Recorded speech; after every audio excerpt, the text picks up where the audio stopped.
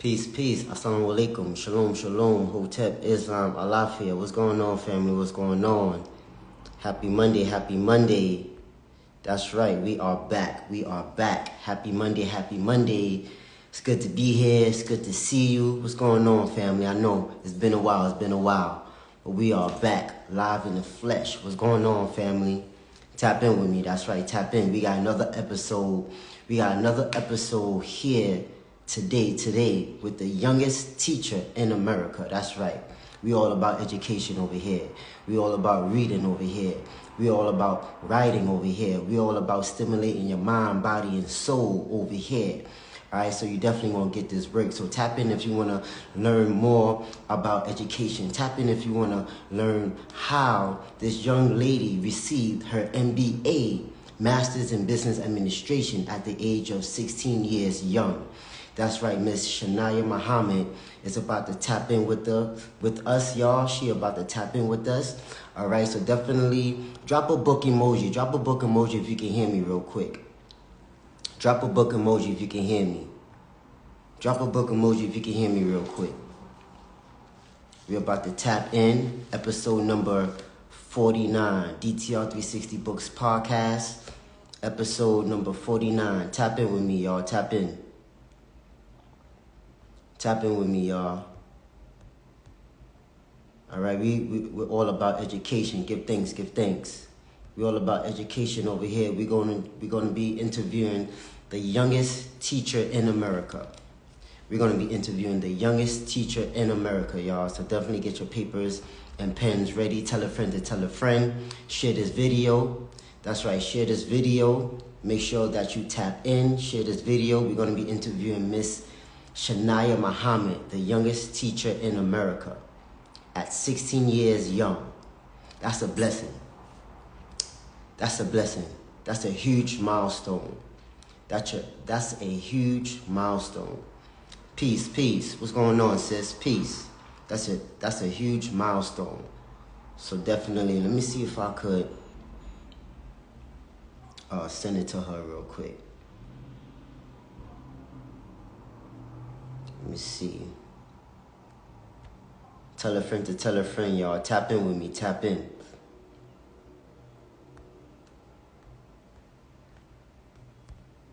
All right. Let's see. Tap in. Tell a friend to tell a friend. Drop a book emoji if you can hear me. Drop a book emoji if you can hear me real quick. Happy Monday, happy Monday. In the meantime, in between time, go on my YouTube page, DTR 360 Books. Make sure that you subscribe. Make sure that you hit the follow button.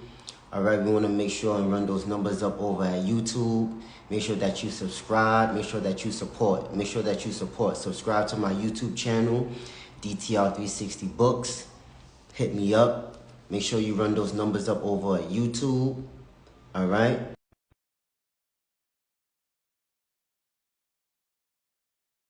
The Google podcast, every podcast that you listen to, make sure that you support.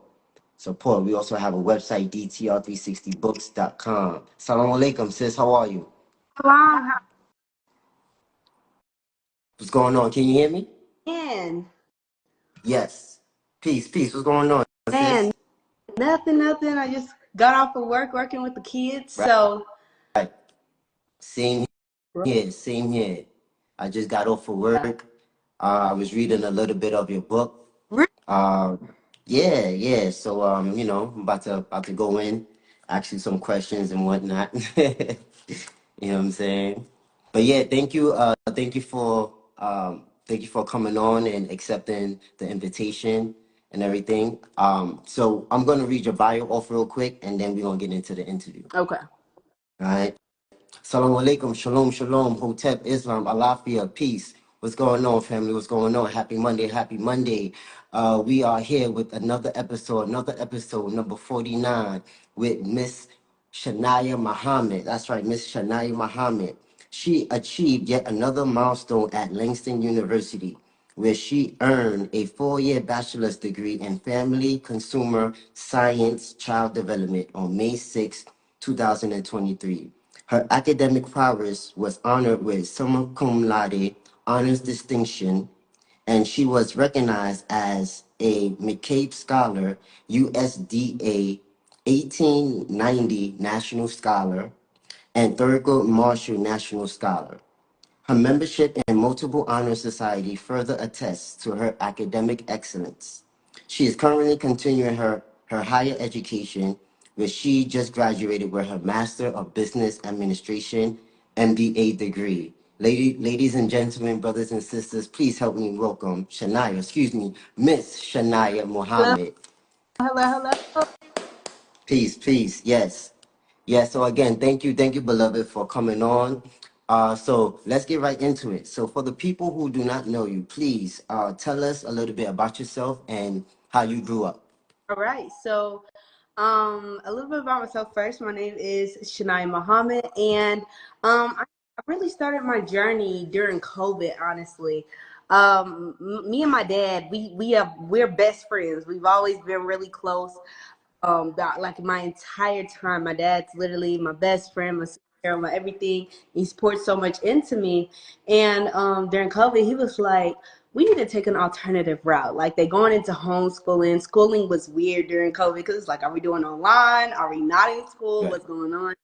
So he took his time to actually work with me one-on-one with ACT, college curriculum development. Like he really poured his all into that summer of 2020.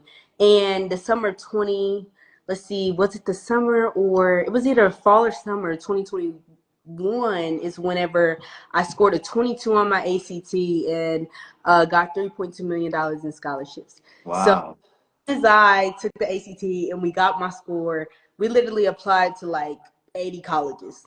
Mm. And I either got a partial or a full ride scholarship. I remember counting over 40 full ride scholarships. So now I was 13 in a position to literally go wherever I wanted to. And that was just, I was like, I didn't know it could happen that fast. Right, And my oh, we about to really take off with this. So that's how it really started. But I started college at 13 and right, just continued on. And listen, Pops was just right there grinding with me the entire time. And that's when now he kind of letting my wings fly just a bit. He like, I'm right. do on your own. So it's most definitely been a journey, but I'm grateful. And my dad just kicked it off. He started it. Yeah, now that's what's up. I love that. So I love the father-daughter dynamic. I'm gonna get to that in a second. But tell us how you grew up. Did you always grow up like into education? Did you always grow up like reading books, things of that nature? That was a daily thing. Before I was honestly mad at first because I never understood. Pops was like, you have to, read this book and write a book report." And I'm like, "Pops, we're going to miss the game they playing Right, outside because you guys are doing nerd work." Like I was really, really irritated back then because I didn't understand. I mean, I know I'm young, but back then I was real young. right. Right? You was younger, yeah. Yeah, and so I'm like, man, I didn't like it at all. But every day we had to come home after school. We had to write one page. We had to read a chapter of a book and write a book report. And I love it. although the process then, it does pay off. And so yes, it was reading circles every Sunday at lectures Oh, with us. They were literally oh, day talks. So we knew Sunday we was about to wake up, brush our teeth. We had to work out, so we had to wake up, go work out. We would run like 2 miles, do strength and conditioning training because we were all athletes. And that's when we came home and he would have our Sunday talks and just to reset us for that week, get started. So it most definitely was a routine and system that put me and my siblings where we are today. But it most definitely started with my dad. ah man, I appreciate that. I appreciate you for telling that story. Because so first off, you don't see too many fathers in daughters' lives. Like I'm gonna just talk plain, right? Talk blunt. And so still nowadays, the majority of African black households is headed by single mothers, right? So to sit here and hear your story about a black African father um, instilling the importance of education, reading and education into a young daughter is paramount to me because again, you don't see that often. And so you're successful at that. So that just goes to tell me that daughters need fathers in their lives. That just goes to tell me that fathers need to be in the household, or at least just in, because granted, the mother and the father can't get along, then you at least need to co-parent, and the father needs to at least be in their children's lives. So that is just like amazing to me. So that being said, so how was it growing up with a father, and still you have a father in your life, or even just two parents at that? Because many of us don't have two parents who we grew up with or is growing up with at the moment. Absolutely. That's a really good question. Growing up with two parents in the household was a blessing. I done seen the ins and outs. A lot of people don't value family the way they should Right. because off became popular. So I recognize that, people are quick to cut people off just to say they don't mess with them no more. And I used to think like, dang, that's your Right. blood, that's your, and my dad valued that within our family, which is why, we are so where we at now. Like he valued it. He valued teamwork and fellowship. And so having both my mom and dad, that's where I get a lot of my intelligence from. My mom, on the other end, has been in school my entire time growing up. I've never remember a day she was not doing schoolwork. Right now she has a PhD. She's a whole doctor. And to know that that's the standard she set for me.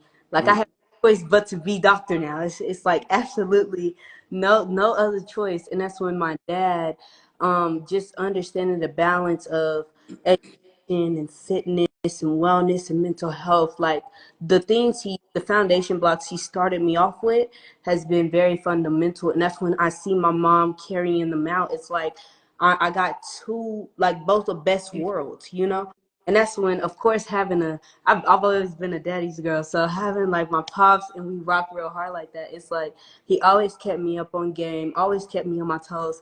He challenged me every day. And at first I used to think he was nitpicking. I'm like, Right. Pops, okay, what did I do now? What do I gotta get better now? And once again, in the moment, it's so irritating. I'm like, Lord. But then I look up and I'm walking the stage with 2 degrees. And so it just shows fathers most definitely need to be present. And that's when parents need to build those foundation blocks, but allow their kids to make them personal. I carry a lot of personal standards. A lot of this has nothing to do with my parents. It has something to do with I wanted to continue going and I wanted to strive forward because he instilled the foundation into me. So now everything you see now, that's just pure Shania Muhammad. Mm. Oh, Mm. yeah, it's So, beautiful. man, powerful. I love that story, because me, on the other hand, to be transparent, I didn't grow up with a father. I mean, he was around, right? But he wasn't like there. My mom, she passed away. I grew up with my aunt. Um, Brooklyn, New York, right? Flatbush, ghetto, like crazy, right? But like still, I made it out the ghetto. I made it out the quote unquote hood. So I love it when I get to see youngsters, people like you who grew up in a two-parent household. I'm all about family as well. And, I preach, as you see my page, I preach, about Black consciousness, African history, so on and so forth, because a knowledge of self is important. Like, you talk about laying the foundation. For me, that's the foundation, right? Knowledge yourself. If you don't have knowledge yourself, you're lost. You either lost or you're going to get lost some way down the road. So, just having and this is what I don't even know your pop, but I assume he have a knowledge of self. If he's instilling information, knowledge, wisdom into you, then you know what I'm saying, like you can go no wrong, right? So just that being said, man, family is key, man. Family is key. So let's get on to another topic. So college at 13 years young, right? So take us through that process. You stated that during COVID, you started to apply for ACTs. Mhm. You applied to 80 colleges and universities, and you got into one, right? So what was that process like at age 13 years young? Honestly, I did not know what I was doing when I was doing it. I was just thinking, This man done put a computer in front of my face and said, you better make an A in this class. And I'm like, yes, sir. So being on campus was honestly the most like astonishing part. So one, my whole entire life, ever since I was like 9, everyone said, girl, you are so mature. Like, you cannot tell you're your age. So when I was 13, mind you, my stature is like 5'7", right? So I blend in with everybody. I'm taller than most women I meet. And I'm like, wow. So no one knew I was 13 because I didn't just stand out as a kid. Right. Campus, I feel like that's when it really hit. I'm like, oh my God, you're 24? Like, you're double my age. Oh my goodness. So that's when it really started kicking in. But I was having conversations just like I would have with anybody else. And like nobody knew. And it was a really funny moment. We chilling in the caf and we laughing and joking. Because the thing is, I still had college friends. Because my dad, the number one rule my dad kept with me, do not tell no one your age. And I said, hey, my first semester, he said, don't tell no one your age. Establish yourself, and that's when they'll figure that part out later. So I'm on campus, and they said, man, do y'all know a 14-year-old goes here? And I was like, she do? That's crazy. You know, I wonder where she is. And Right. I'm along, and I'm like, how did they figure out? So I guess somebody done told somebody else, and it got around. And that's when they figured out it was me. They was like, ain't no way, bro. Ain't no way you 14. I said, I am. I was born 2007. They're like, oh. And I was like, yeah. Wow. It was funny, but the thing is, a lot of people thought, man, how did you do socially? And I've always been social. I've always been like social butterfly. I love working. And once again, that's a skill my dad set a foundation for, and I just took off with. Mm. So even after them learning my age, I was never treated differently. I was never treated less than. Like, they were like honestly putting me on the highest pedestal. Like, oh my God, you 14 and you in the study group leading it. Like, it's crazy. And I'm like, I don't know. I guess it was just in me. I didn't really recognize it, but I was just, flowing with the motions of things. But it was most definitely insane when I think about it now. Yeah. So take us through that process of applying for colleges, and then you getting the acceptance letter, and you're saying, like, okay, I'm going to go to this college, because I believe you went to a community college first, and then you went to a 4-year college, Yeah, correct? yeah. My first college I got accepted into was the community college, and that's when my time during the community college I was looking for universities because I knew I was only going to stay there get my 2-year degree. So I started applying when I had about 24 credit hours already. So I was already a college student, and that I was in dual enrollment, so I didn't necessarily graduate high school yet and all that goodness. And so we found a program called the Common Black College Application, and I tell people about this program all the time. And you literally pay $20 to apply to over 60 HBCUs. So my Wow. said there's 107 HBCUs. Pick one. Okay, that's the only choice you have. And I knew I wanted to go to HBCU. I want my professor to look like me. I want my class. You feel? I wanted to Right. feel like and so as I was applying, my dad literally had me do the entire process. Like, of course, my first couple of scholarships, he got that for me. Like, he was the one talking to the people and negotiating and telling them my story. But that's when he placed it in my hands. And he gave me a list and he gave me phone numbers and he said, look everything up, call them, and do it on your own. That day, I got myself 4 full ride scholarships. And I said, oh my God. Sitting in my bed, I'm like, I'm 14, calling these administration directors, and he's guiding me through this process because he knew he didn't want to be the one to do it for me. Mm. He was like, no, you accomplish that on your own. He wanted to give me that independence, right? And so after, like, each time I got a scholarship, we celebrated. It was a full celebration. It's like, Mom, I got another one. And we Right. started. So one day I was curious and I calculated them and I said, I got over, I think it was 3 million at the time before I got my last 2 full rides. It was 3 million. And I said, I think record, hold on. And so after I calculated it, it was just, I don't know, education was celebrated like a championship in my home. Same way Black people focus on sports and go crazy over them, and we invite the family over for the game. That's how it was for education. So we really leveled out the cheering field, the cheering station for it. It was the same. I love that. And you're not the only one in your family that has been successful in education, right? Your brothers has been successful in education, as you mentioned earlier. Your mother, who has a PhD, has been successful in education. So your immediate family is successful in education. Period. Yeah, like it's crazy because I'm second to the youngest. I got four older siblings, and they all extremely successful, but they so humble about it. I'm like, man, stretch your stuff. They just be like, oh, you got it, little sis. I'm like, you did all this and you don't want no credit for it? Like, it's listen, it became so normal to us. We used to walk out and we was literally called the smart family. And Wow. whenever we all used to go to events together, and they be like, oh, there go that smart family, oh, there go my smart friend. And it was dope being popular and being known for being smart, not for doing anything, vulgar or saying some crazy lyrics. Like being smart and being known, that was so bomb to me. Like I really took pride in that. Word, word. I mean, we used to have I mean, I remember seeing it as I was growing up. Like ads, be cool, stay in school, like say no to drugs. Like we don't have that anymore. And like I sometimes I need to hashtag it often or more often, make smart being cool again, right? Yeah, Because as to your point, it's like we will look to we will look to sports and entertainment instead of education. And it's like when African black people um, like talk or like say things, use dictionary words or talk quote unquote smart or whatever, they say, "Oh, you're trying to act white," and you know. And it's like, so you're saying that whiteness is a benchmark for smartness. never understood that. And so one thing I made sure people never got confused is my personality.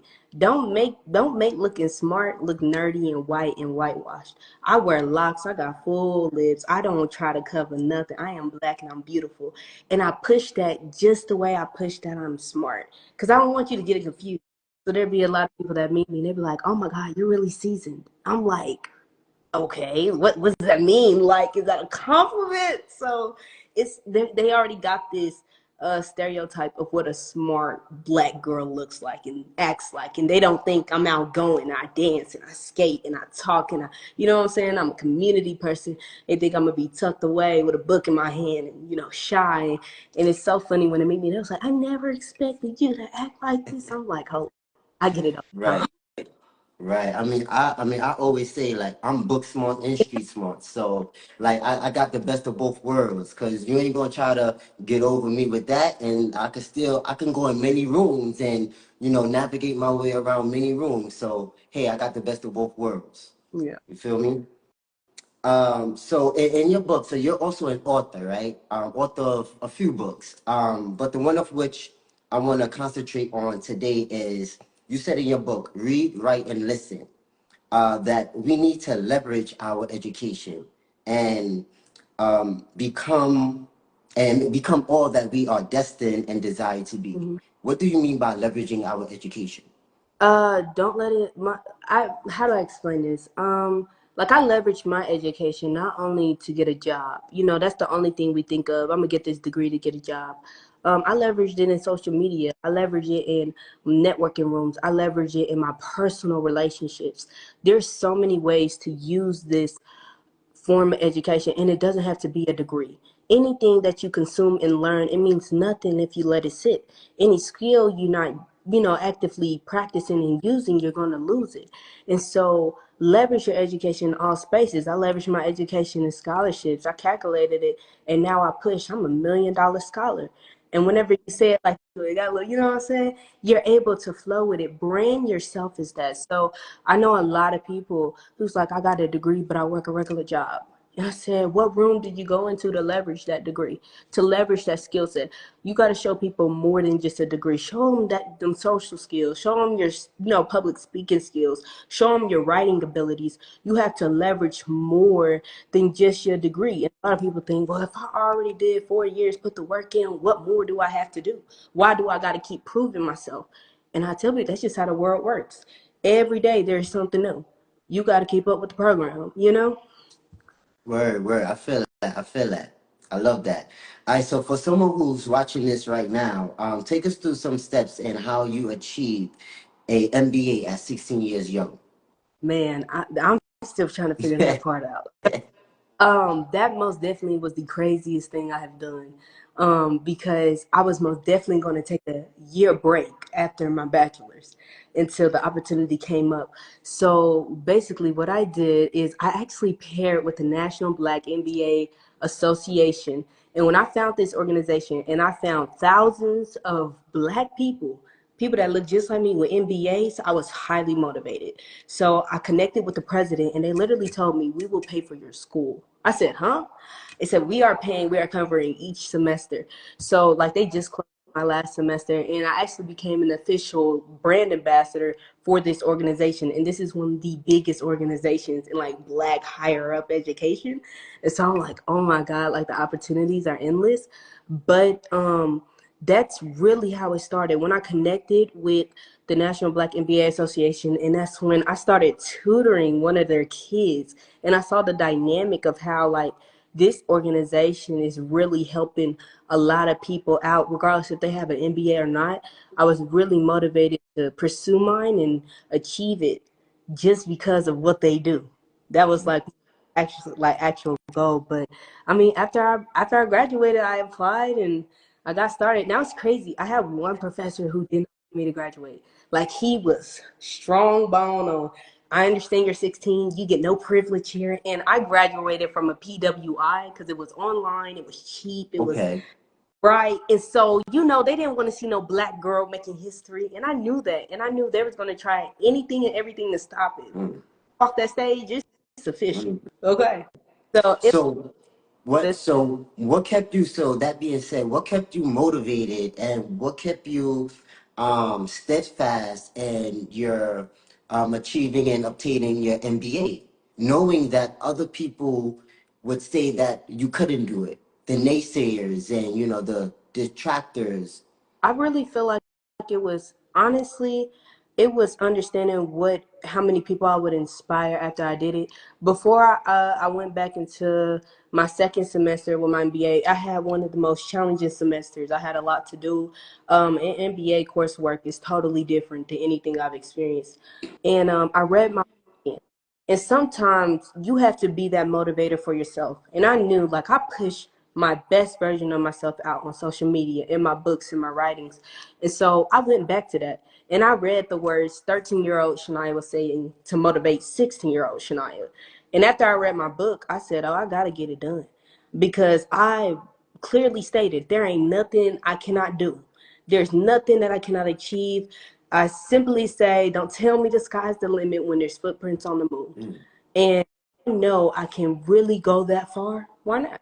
So after I read my book, I literally made, I think, all A's and one B because I was highly motivated by myself and by what I already did at such a young age. So it just took off.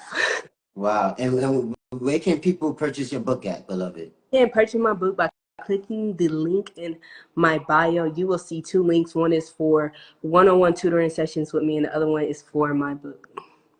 Awesome. And so speaking about motivation, self-motivation, books and so forth. So you mentioned in your book, Read, Write, Listen, again, which I had the pleasure of supporting.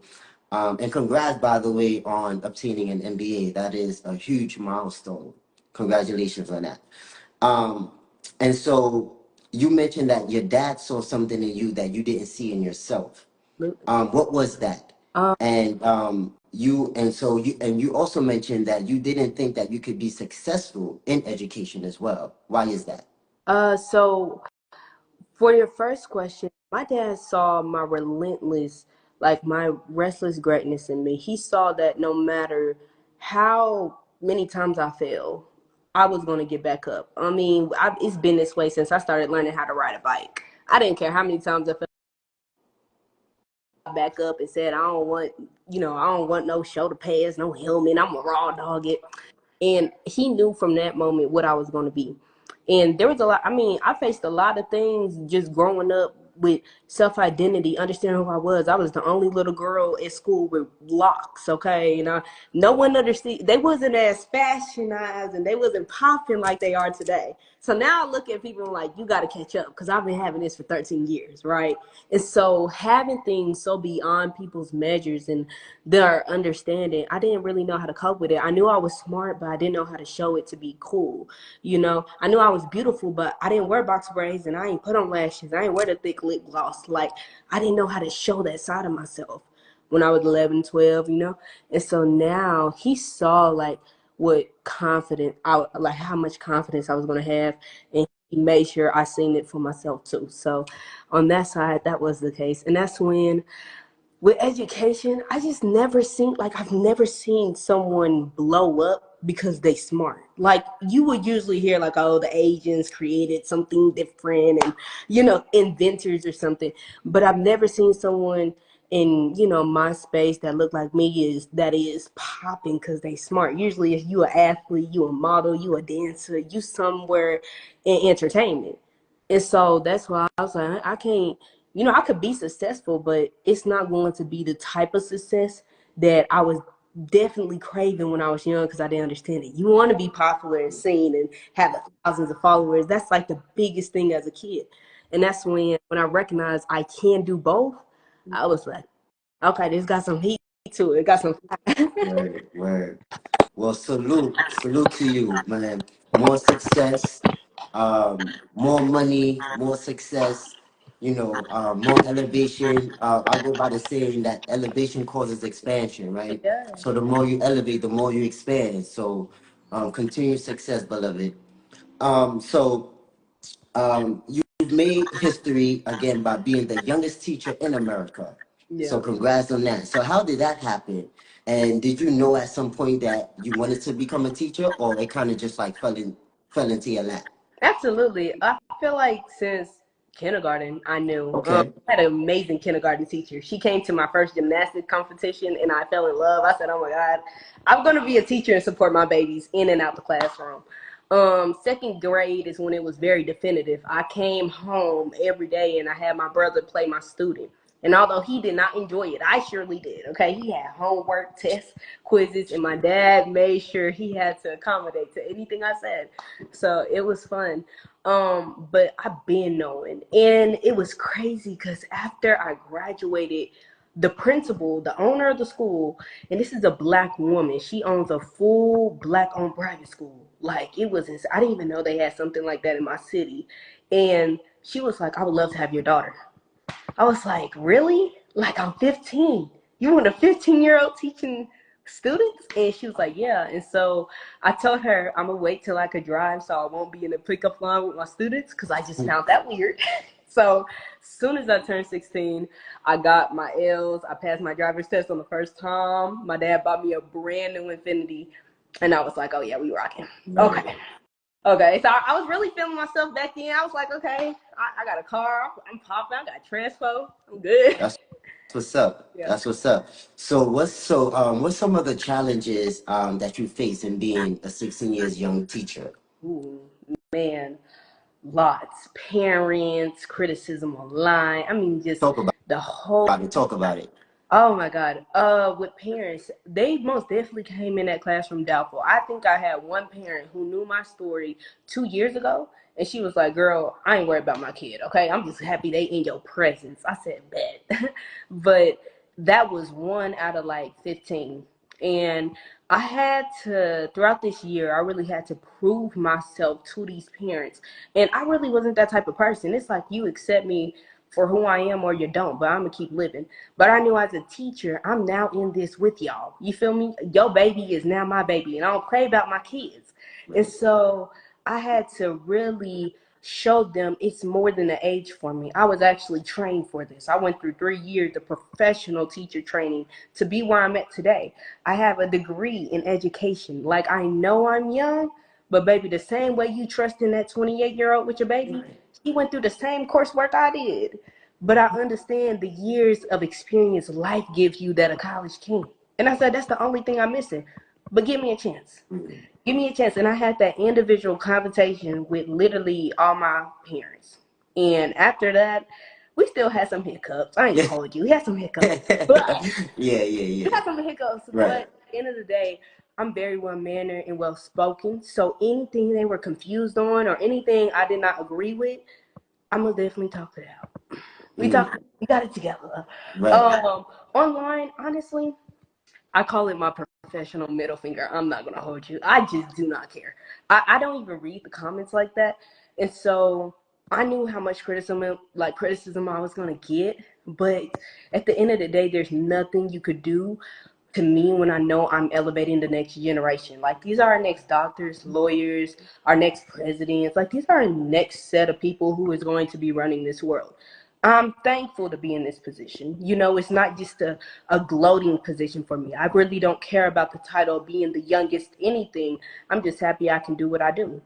So people had to understand there's most definitely a separate version of myself outside of social media, and I most definitely take care of business on and off the camera. Right. Right, right. Love that. So now I know like the majority of my followers know that I'm a teacher as well out Oh, in okay. Newark, New Jersey. Yeah. I teach first grade. You teach third graders, right? Yeah. Yeah.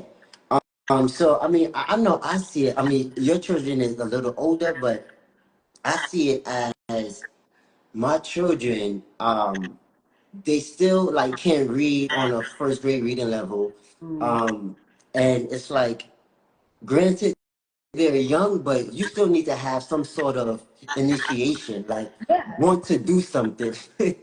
And some of them is like they don't care. And Right. so like I try to instill the best way that I can. I mean, I think I'm doing an okay job being a African black male inside the classroom at first, Yeah. because you don't even see that, right? Like there's hardly no African black male Right. teachers in America. Right. So that being said, just being able to help entice and get our students to be enthusiastic about reading and education. How do you go about that? And do you see your children not reading on their grade level as you were supposed to? Yeah. It actually started off that way for my students, but I prioritize reading just like a school prioritizes lunch. Mm, Everyone, like, no one's forgetting to eat. And I'm like, the same way you will make sure you ain't ever missing a meal. I'm like, you ain't ever gonna miss reading a book. That's literally how it's taught. If you gonna remember to eat every day, you gonna remember to read every day. And so every day in the morning we read, after lunch we read, at the end of the day we read. It became such a habit to where I have to stop my students from reading while I'm teaching. I'm like, put your book away, okay? This ain't the time. But I'm glad I'm telling you that rather than you playing or talking. At least you're reading, right? Mine was really repetition. You're not gonna like something, especially if you don't practice it, especially if it's uncomfortable. A lot of times reading is an uncomfortable thing for kids because they don't do it often. So they view it as a punishment. But after they start reading and really diving into a story and understanding it and really connecting with those characters, then it's become like it's like I call it a mental movie. You really paint your own picture in your head. And my kids fell in love with reading. It became, Miss Muhammad, can we go to recess, to Miss Muhammad, can we read for 15 minutes before we move on? And now they ask me to read because we did it. I prioritized it. I celebrated it. Anytime one of my students finished a book, I'll go get them a gift card, a gift, something, an incentive to show I'm proud of you. You know, I'm not going to tell you, oh, you're a student. That's what you're supposed to do. That's just like me, like someone telling me, oh, you're a teacher. That's what you're supposed to do. Like, do yeah, you know how hard it is to make a student fall in love with right. reading? But that's what we're supposed to do, and we don't get no incentive for it, which is why we don't got no teachers, Hmm. right? Yeah. But when you flip it to the students, they get so much more excited about it. So I made it a priority. Right. I mean, and there actually is a teacher shortage in America right now as we speak, right? There's not enough teachers. And so I always tell my students that, and other people when I do lives as well, that we should teach our students to learn to read so that they can read to learn. Ooh, I'm going to say that again for the people in the back. We should right, teach our babies to learn to read so that they can read to learn. right, And then after they read, they should understand comprehension of what they just read, right, because that's the next level, right? Many of them can read. Yeah, they can read paragraphs and sentences, but when you ask them a question about the book or They about can't what they just comprehend. read, they can't answer it.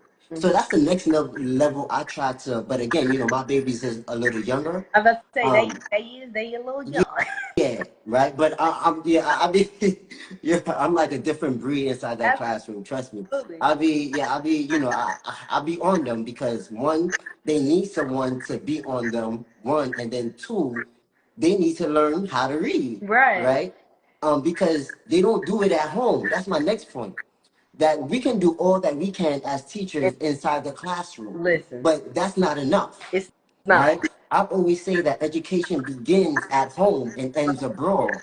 We can only do what we can, and yes, we have them about 7 to 8 hours out the day, but still, when they go home, most of them listen to their mommy more than they listen to their teachers. Right. So it's like, teach mommies, what I'm saying, daddies, you need to also instill education like how we instill education inside the Right. classroom. You need to instill it inside the household. Absolutely. You know what I'm saying? So, and I think when we have both of those, two teachers and parents upholding education, that's when we will see true change. You Absolutely. know? Yeah, I agree. Uh, Word. So I have a couple more questions, beloved. So if you have someone right now who might need some advice on their educational career, what would you tell them? I would tell them there's multiple routes. College is not the only way you can go about education. There is trade school, job corps, military, and that's when entrepreneurship, certifications. A lot of people think, well, college ain't for me, and I tell them, well, trade skill may be. Trade school might be, or trade schooling for me, military maybe, but there's too many ways, too many alternative transitions that you can take in life. Because I know that 18 to 21 is the weirdest stage, because it's like I'm grown, but I need help. I'm grown and I know I'm supposed to be taking care of myself, but I need help. And I call it a transition phase. And although I have not made it, I done took all the steps already. So I'm like, you have to find a way. Find what works best for you. I got 3 degrees, but you may go and be an officer in the military and rank all the way up. You may be the top student in your trade school and make more money than someone with a college degree. There's so many more alternatives to what education could look like. And so that is my number one advice: is don't think college is your dead end, because it's not. Mm, mm, love it, love it. And how is reading, writing, and listening? Um, how would that benefit you on your career? That's a really good question. I feel like reading, writing, and listening is the 3 steps for fundamental learning, for progressive learning. If you want to learn anything, you are going to have to read some material, listen to either a lecture, a mentor, somebody who knows more than you, and that's when you're going to have to write it down to organize your thoughts. It is a complete process. It's like how the water circle is like forever going. You know that learning is always going to be improving and enhancing, but read, writing, and listening is the constant that stays the same. It's not a variable. It doesn't change. And so I applied it in everything. I apply it in recreational things. Like, I understand that in order to learn, you're going to have to take these 3 steps in order to enhance yourself with that material. And so, yeah, it literally apply anything you could think of. You're going to have to read something, write something down, listen to somebody. It's just the way learning works. And I just put it in 3 simple steps. Right, Right. right. Awesome. So this is an educational Absolutely. platform. So you grew up reading books. So what is one of your favorite books Ooh. and why? Okay, okay, I have 2. I can't pick one. One is Message to the Black Man by Elijah Muhammad. That book I've read probably 4 times, like, already. Mm. And to understand the power, and I understand it says black man, but I still think like a black woman Yeah, is most definitely, it talks about right. women. It talks It about talks women about in women, it. it talks about all of Yeah, that. But to understand the power that we actually have, it's like like we really it for real. People just don't know. People ain't ready for that conversation. And that's when my second book will have to be Atomic Habits by James Clear. It just shows that even the smallest steps is going to get you where you need to go. And sometimes it don't gotta look like a great day every day, but progress was still made. And I feel like that's really humbling and understanding and being graceful on yourself. But those are my definitely like two of my most favorite books. And that's what my favorite author right now is David Goggins. I just love his mentality. Like I ain't there yet. I'm gonna rest in bed a little more than I should, but that is most definitely a goal for me. All right, cool.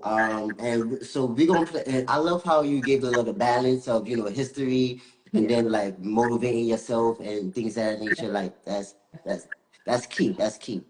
So we're gonna play a little game here. This or Okay. that, and you're gonna have to pick one. Okay. All right. Okay. All right. So Joe Biden or Obama? Obama. Okay. Okay. Okay. That was a tough start. That was a no-brainer. Like, duh. Yeah. Okay. Basketball or football? Basketball. Okay. Uh, Vegan or eating chicken? Vegan. Okay. Um, I'm gonna trip you out on this one. Kendrick Lamar or Drake? Let's go. Let's hear it. Let's hear it. Kendrick. Okay. Oh, now you know you're gonna ruffle some feathers on that one. That's All right, okay. so give me to me. Why Kendrick Lamar? Honestly, that's probably it's not a personal opinion, Okay. but I've only heard his song. So You're not gonna hear Drake's song? I didn't. But once they went into minors and stuff like that, I said there's no way I could side with that man. And I love his music. Right. And it's just once there's certain red lines you just can't cross with me. So when he But started Drake talking, said it never happened though. a lot of people do. That's the first step. They always in denial. Right. And it's like the fact that you push in denial so much, like honestly, if I know I ain't do something, I don't care what people think about it. Yeah. You feel me? But you defending yourself a little too Right. hard. So So here we go. So R&B or rap R&B. music? R&B. Cool. All right. So oldies or the new music that we have now? Old oldies. Oldies, right? Yeah. Oh, a little bit of both, I Yeah, guess. I don't know. R&B and rap, I dabble in both because like one of my favorite artists was Lil Wayne for like the longest, Okay. and now I like Lil Baby. It's like I Oh, can't you pick said it. now it's Little Baby? Uh-huh. Okay. Okay. Yeah. Well, I mean, Lil Wayne is still kind of like, well, he's not newish, but he's been in the game for a little minute, Yeah. for a hot minute. So, okay, cool, cool. All right, so beloved, any last minute thoughts, message that you want to get out there into the world today? Absolutely. Any step that you take, anything that you do not go in there with a doubtful mindset. I want you to go in there and think what could go right for you, what can happen for you, what opportunity can you claim. Like honestly, do not go in there thinking doubtful thoughts. I don't go into no space, no room, no conference, no internship thinking what could go wrong. Why would I do that to myself? Why would I trip myself up and be my own enemy? Like if you're going to have one, let it be somebody else. Don't take up that spot. And so go in there with a very, very, very, how would I say this? A very studious mindset. Go in there to learn. Go in there to really soak up information, but don't go in there doubtful. Right. Love it. And tell the people where they can reach you at, beloved. Absolutely. Smart Girl Shania on all platforms. So that is Facebook, Instagram, and TikTok. And I'm just now getting the Twitter. So we working on it. Right. Cool. Well, again, thank you. Salute to you with all your Absolutely. success, all your accolades. It's an honor to have interviewed you today, and I hope that my audience and my followers got some motivation and got some enthusiasm about education in their Yeah. life, as this was the point. And yeah, thank you. All right. Absolutely. Thank you for So, having me here. of course. Family, as I leave you, as I greet you, Assalamu alaikum, shalom, hotep, Islam, alafia, peace. All right. Assalamu alaikum.